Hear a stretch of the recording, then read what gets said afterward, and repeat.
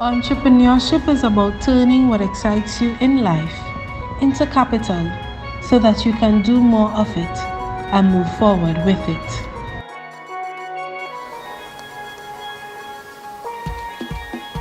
Welcome. Today I am at the St. James Youth Facility. This multipurpose center is the location of the Benoit Academy of Steel Pan. I am Annesha Webb. Join me as I gain some insight into 24-year-old Brian Benoit Academy and his life as an entrepreneur. I am Annesha Webb. I'm here with Mr. Brian Benoit, the owner of Benoit Academy of Steel Pan. Mr. Benoit, we know that you're an award-winning entrepreneur and talented panist. Please tell the viewers about yourself. Sure. Well, as you know, my name is Brian Benoit, and I grew up playing steel pan at the age of 7 years old. So steel pan has really been a passion of mine. It's what I really live for, apart from doing entrepreneurship. So I am married as well. So I'm young, but I am married. So if I find something, I go after it. Let's say if you like it, put a ring on it. So, and I work at Ministry of Education as a music teacher, and Benoit Academy is still a full-time thing for me. And yeah. What is the nature of your business? Who does it cater for? Sure, but Benoit Academy is an arts education, multimedia and entertainment company, and it caters for kids between the ages of 5, go all the way up to adults to 65, or even if you're 100 years old. Without doing too much of promo, could you tell the viewers where your academy is located? Sure, it's in St. James. It's at the St. James Youth Facility on George Cabal Street. Yeah. And approximately how many staff do you have at this time? But currently we have about 6 persons on staff. That would include the board members as well. But some of the tutors that we hire, they are part-time. Okay, and what about your students? My students, they are about 20. That's privately, but we also work in primary schools as well, so the numbers in the schools would be larger. Okay. We know you love to play the pan, Oh, I do. and you started at 7, Sure. but when did that passion transition into a business? That was, let's see, music was something I always liked, and that was just playing the pan. So my first career was actually wanting to be a police officer, because that's all I knew at the time. And to me, I like watching these crime shows and that kind of stuff. But when I got into secondary school, I had the opportunity to learn learn how to read music at Form 4. So the music teacher at the school started to teach us how to read music.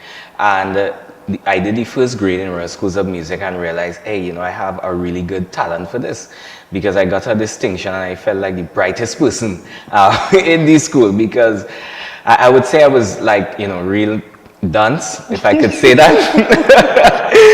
Oh gosh, but I went on, I did the other grades, and I say, hey, I want to start a music school. It wasn't really about entrepreneurship. It was really about just wanting to teach other people about music and how to read music. And I only realized that I had to learn about business if I wanted to do this thing privately. So I started Googling, how to do business plans, what is a business, it was really how to start a music school.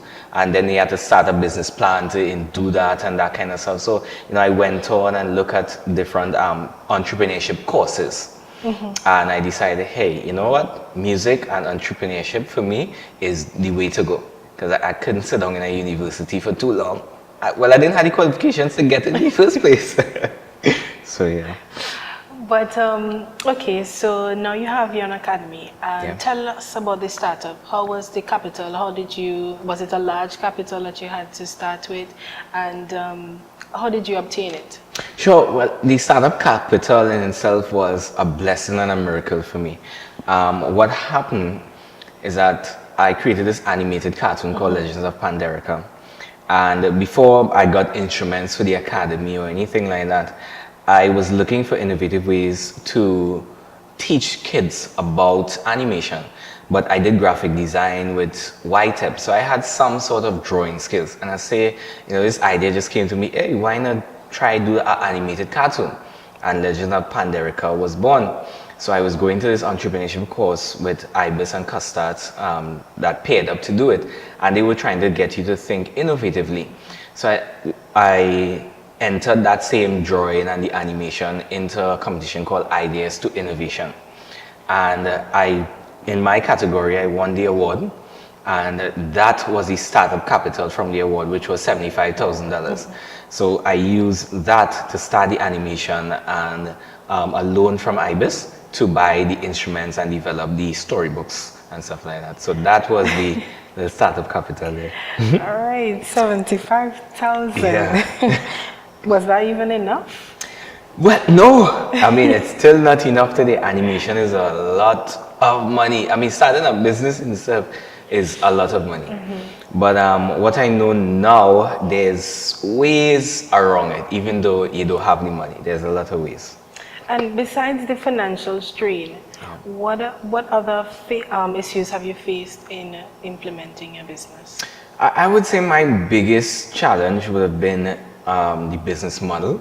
The one that I started with, even winning the funding and the award and stuff, it really proved futile because it never worked. So I had to constantly keep changing the model to see where do I fit in. And actually in the early stages, for 1 year, I only had like one student for the entire year. So, I had to find different ways to say, okay, how could I find my market? How could I do this? And I didn't understand marketing that well and how important it was to my business. And I really looked at, 60% of a business should be marketing. I mean, some would dispute that, but when I changed the model, it worked. So like you're magic. basically going on trial and error. Yes, pretty much. Yeah. Are you currently facing any difficulties? In terms of like currently, Yeah. yeah, I would say instruments is one of our biggest problems. The rate in which we could buy instruments is very short because it's like we could only buy once a month and probably only one instrument a month. That's because we have a loan to pay, and that's kind of a little struggle because we have the loan to pay, the rent to pay, sometimes staff and that kind of stuff. So I would say that's a bit of a strain on the business. So I would advise anybody, don't take a loan if you're now starting your small business. and human capital is always a challenge because we'll hire some people and they'll become lackadaisical. Sometimes they wouldn't attend the class, then we had to tell the parents, hey, the teacher didn't show up. And so those things we tend to deal with on a daily basis. Yeah. And what is the end goal for the academy? Not only for the academy, but for yourself. What would make you feel like, yes, I reach? Well, I would say for me to reach, they say you never reach because entrepreneurship is a continuous thing. But to go on to your question, I would say making my first million. And I mean after expenses and all those things. Yeah, when I say I make my first million, we have a full orchestra of 100 students. We have a number of students passing through the academy for the month, and we have a stable revenue. Woo! I would say, yeah, boy, we here. Okay, so we know this is your long-term goal. Yeah. But where do you see yourself in 10 years? Where do you see the academy in 10 years? In 10 in years? terms of staffing, students, your service? Well, first, in terms of the service, we want to be able to expand to different services. Doing diplomas and certificate courses and having them accredited as well. One of the things we want to do is have, in the next 10 years, we want to be able to be in either 5 different Caribbean countries and 1 international as well. Because we have students that come from international. We had some students from New Zealand that had come for, I think it was about 2 months. We had some people from the UK did a pan making and tuning. So we want to look at the international market a lot. And we want the academy to have its own space, its own land, its own building as well. Understood. Yeah. So that's all 10 years That's ago. very cool. And how do you see yourself reaching there at the rate you're going at? But currently? we actually started putting things in place in terms of the getting the certificates and stuff and the diplomas for the accreditation. We have started the process with that. Even next week we have a meeting to get, go through the accreditation process. So that has been going really well. We have identified Grenada as one of the markets to get our products and services over there. Because it's really small for music, but there's a large opportunity to start in Grenada because they push the creative industries a lot over there. And as an entrepreneur, what is a regular day like for you? Well, Skip the brushing teeth. Well, I would say the regular day would be what we try to do is always do continuous learning. So it would be attending some entrepreneurship seminar, meeting other entrepreneurs, or sometimes I would be in front of my computer doing online courses, or just planning different strategies for the academy, whether it be strengthening human resource, strengthening our advertising, or strengthening our customer experience. So every day it's all about me learning and what could I learn new, or what could I learn to help the students in terms of music grow more. So your job is never done. Oh, it's never. Who would you say has been most instrumental in the implementation of the Benoit Academy? I would say in order for its existence, my mom. She would be the first person. I mean, she had believed in music in terms of what I could do. A lot of parents wouldn't say, nah, gonna be a lawyer, gonna be a doctor, but she knew I wasn't good for that. So she went on and said, hey, I'm gonna pay for your music and we're going through and do this thing. So she paid for my grades. I would say my wife, as the second person, she has been my support throughout. Sometimes, starting up in the academy and stuff like that, some days you would make money, some days you would. And she would, fit most of the bills. And that was in the early stages. My music teacher, even the school had paid for some of my classes for music and stuff. So my music teacher has been my rock, my foundation, and my pastor. And all of these is like 4 different women. So woman has strength. What medium do you use to advertise? The medium I use heavily is social media. We do other word of mouth and advertising and attend different conferences, trade shows, but the social media has been working tremendously for us. What would you say is key in your business's success? Key in my business success, in terms of what helped me realize that this entrepreneurship thing is really worth it, I would say is when I won the first award, which was the Ideas Innovation, and I realized I had the ability to win some money, and I had a really good idea. It was that and winning National Youth Award for Entrepreneurship, because I've been trying to get that award since 2012, and it was 2015 that I actually got the award. So it made me feel like, hey, this is worth it, and I say, okay, success is possible. Rewards are always our best motivation. Oh, yeah. What sets your academy apart from any other? But we try to do things differently. Academy is modern by design. So whether how we advertise or the different courses that we do, even the animation, because we are the only academy that has the Legends of Panderica animation to teach kids about it. We have a program called Panentrepreneurship as well, teaching the business side of the steel pan industry. So I would say it's how we present ourselves. Understood. How does Benoit Academy of Steel Pan benefit the community, which will be the St. James community that it is located? Well, I would say as simple, making steel pan accessible, this training accessible to persons in the community.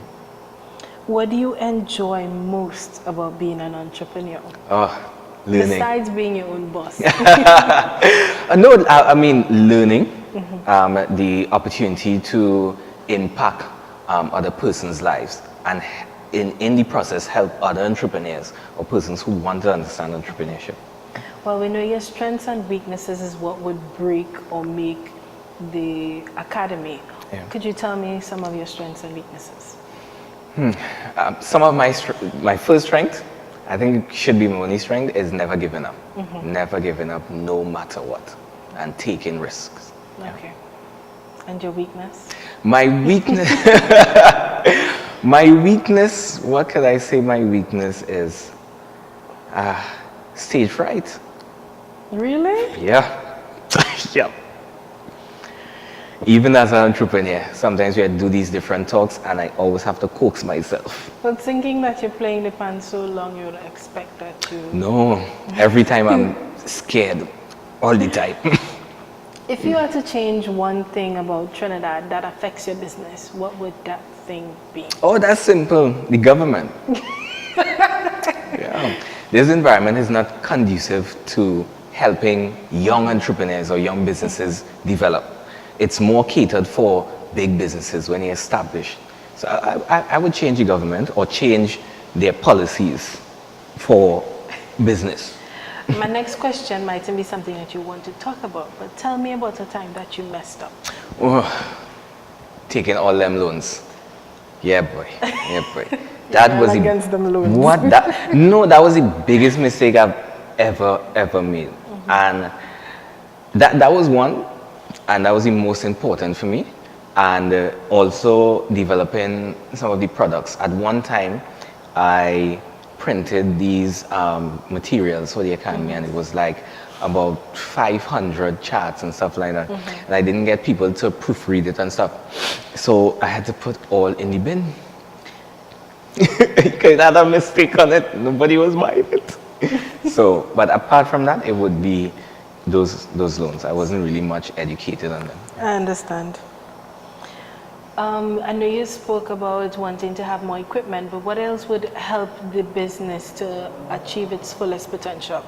I would say the support, and the support of different organizations, whether it be public or private sector. I think their investment and commitment in terms of what we do as a steel pan organization or as a business would really help. As we close, could you tell the entrepreneurs that are looking on, what is your advice to them? I would say it's too risky not to take risk. So if you have a passion, if you have a goal, and you know you want to get into entrepreneurship, listen, do it. But I wouldn't lie to you, it's not easy, it's hard, but the rewards are tremendous. Well, thank you, Mr. Benoit, for You're most welcome. having me. You're welcome.